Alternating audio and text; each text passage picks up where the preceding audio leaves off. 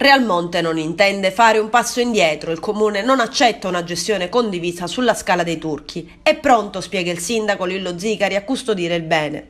La scogliera di Marna Bianca è un antico tirrozzo ereditato da Ferdinando Sciabarrà, ma il primo cittadino non è pienamente convinto che il privato abbia i pieni diritti di gestirlo.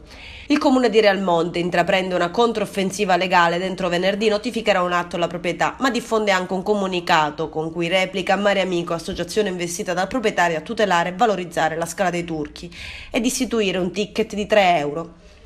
Per la comunità dei realmontesi, scrive Lillo Zicari, ma anche per tutti coloro che da sempre frequentano la Scala dei Turchi, mi corre l'obbligo di contestare decisamente tale prospettazione. Il sindaco infatti non è d'accordo ad istituire un biglietto d'ingresso e prosegue così.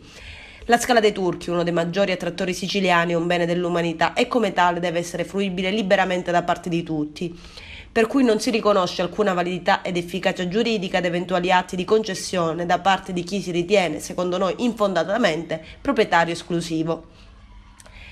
L'amministrazione è pronta a dar battaglia con ogni suo mezzo ad una gestione terza del bene, quindi se il proprietario non è titolare a gestirlo, l'unica soluzione, spiegano, è che siano loro stessi ad amministrare la Scala dei Turchi, ma senza far pagare neanche un euro.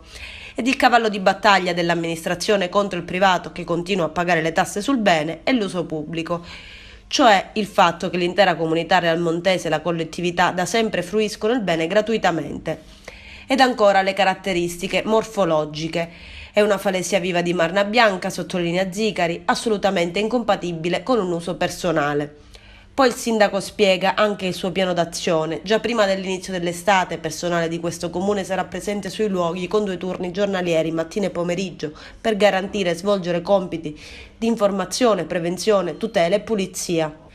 Invece sull'altro fronte Mare Amico è la ricerca di 15 persone da destinare alla nuova gestione che partirà dal 1° maggio. Il privato è pronto a delimitare il suo bene, mentre l'associazione ambientalista sta creando un consorzio che potrebbe racchiudere nomi illustri appartenenti al panorama scientifico nazionale ed internazionale.